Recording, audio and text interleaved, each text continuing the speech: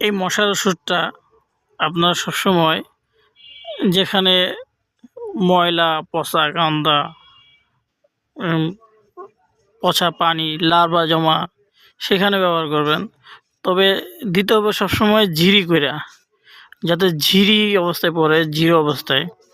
এটা যদি পানি তো জিরি অবস্থা না দেন, শুধু পানির মতো নলকূপের মতো যায়, তাহলে ওই ওষুধটা কোনো কাজে লাগবে না।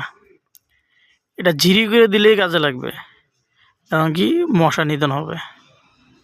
এটা নিয়মই ঝিরি করে দেওয়া।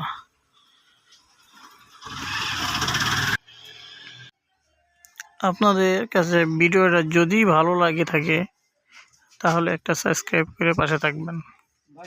সবাইকে ধন্যবাদ ভিডিও দেখার জন্য।